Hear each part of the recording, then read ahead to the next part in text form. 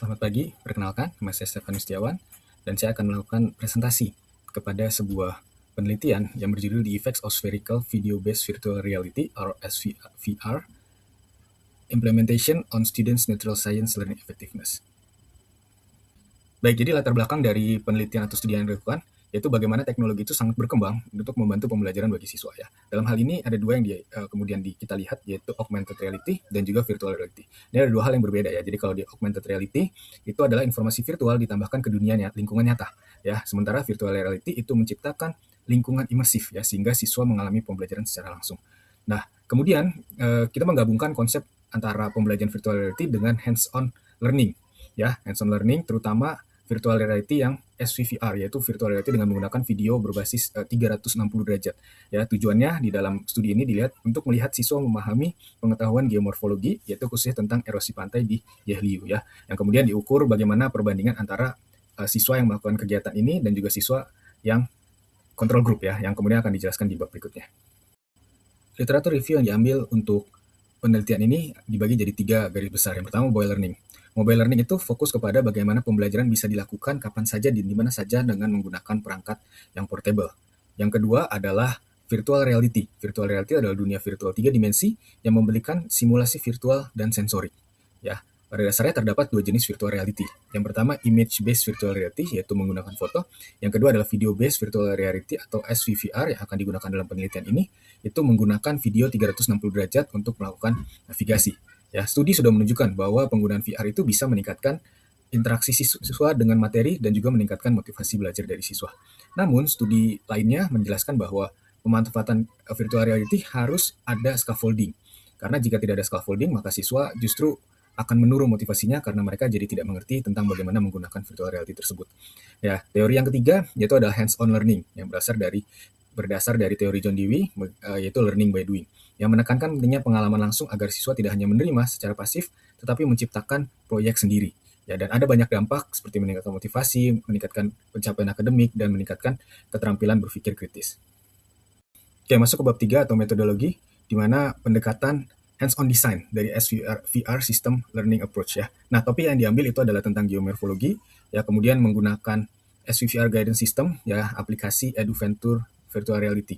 Ya, kemudian mengintegrasikan ya antara hands-on activity dengan pembelajaran VR ya. Nah, nanti akan dibagi jadi 2 kelompok bagi siswa. Ya, satu kelompok itu control group, itu belajar menggunakan VR yang sudah dibuat oleh tim desain. Ya, yang kedua experimental group ya. Nah, di grup ini nanti siswa yang akan mendesain pembelajaran VR tersebut.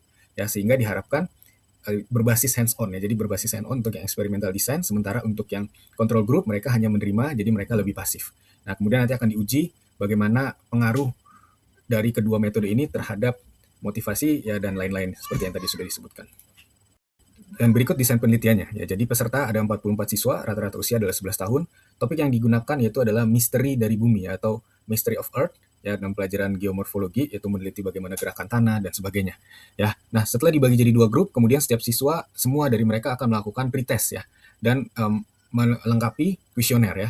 Kuesioner awal ya, kemudian mereka akan dijelaskan ya tentang bagaimana menggunakan Yahoo environment ya, dan grup yang eksperimental kemudian memulai untuk melakukan desain ya, desain system operation, sementara control grupnya menggunakan VR guidance system, jadi VR yang sudah ada ya. Kemudian mereka melakukan hands on untuk experimental group ya, control group melakukan konvensional VR yang seperti umumnya pada biasa. Ya, setelah itu kemudian mereka akan melakukan discussion question ya with teacher in the classroom, jadi akan ada diskusi dengan guru, dan yang terakhir mereka akan melakukan post test ya, dan melakukan post questionnaire ya. Post questionnaire mengenai learning motivation, self efficacy, problem solving tendency, metacognitive density, dan juga cognitive load ya. Dan terakhir setelah itu beberapa dari siswa akan dipilih oleh guru untuk melakukan wawancara atau interview. Oke, berikut hasil penelitian yang dijelaskan dalam paper tersebut. Dari 3 aspek yang pertama, yaitu natural science achievement yang didapat dengan melihat hasil pretest dan post-test antara 2 control group. Ternyata secara overall tidak ada hasil yang signifikan atau hasilnya tidak signifikan antara 2 kelompok tersebut ya. Nah, tetapi ketika diteliti lebih jauh, ternyata ada hasil yang signifikan untuk satu jenis tipe soal, yaitu tipe short answer question ya. Nah, komponen kedua yaitu learning motivation juga tidak ada signifikan ya, tidak signifikan untuk dua grup tersebut. Self efficacy juga tidak signifikan untuk kedua grup tersebut. Kemudian yang keempat, problem solving tendency juga tidak signifikan untuk kedua grup tersebut. Demikian juga dengan student cognitive load itu pun tidak signifikan ya. Tetapi ada satu yang signifikan, yaitu metacognitive tendency. Ya, berikut ini adalah hasil dari rangkuman dari 6 yang diuji ya. Dari science achievement, learning motivation, self-efficacy, problem solving tendency, dan metacognitive tendency disajikan dalam tabel berikut. Oke, kesimpulannya dari penelitian ini ada dua tadi yang kita lihat, ada yang signifikan, yaitu pengetahuan siswa di dalam menjawab short answer, dan juga metacognitive dan tendency, yaitu bagaimana kecenderungan siswa untuk belajar, bagaimana cara mereka untuk belajar dengan baik ya. Nah, mengapa demikian? Nah, ini sejalan dengan teori hands-on, bahwa dengan melibatkan siswa melakukan learning by doing, melakukan langsung, atau mereka mendesain pembelajaran VR tersebut, ya, mereka kemudian bisa belajar lebih jauh dan lebih dalam tentang konten dan materi yang akan mereka kerjakan ya. Jadi dengan membuat project, mereka kemudian terpaksa atau dipaksa untuk belajar dengan lebih dalam ya, sehingga ada perbedaan yang signifikan antara orang yang aktif belajar dalam membuat project dan juga siswa yang hanya mengikuti pembelajaran secara langsung dengan tuntunan yang sudah ada. Namun demikian, ditemukan beberapa kekurangan yang akhirnya disimpulkan menjadi sebuah saran.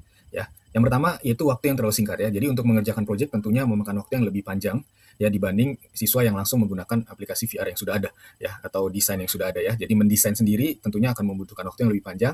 Dan yang kedua, ternyata banyak siswa yang kurang familiar dengan program yang digunakan, sehingga waktunya justru terbuang untuk mereka mempelajari program itu sendiri ya. Sehingga sesuai dengan teori yang awal bahwa penggunaan VR ini sebelumnya harus ada scaffolding, jadi tidak serta-merta langsung menggunakan, ya, tetapi harus ada scaffolding sehingga ketika pembelajaran dengan VR ini dilakukan bisa lebih efektif dan bisa lebih memberikan hasil yang baik. Baik, demikian presentasi dari saya. Terima kasih.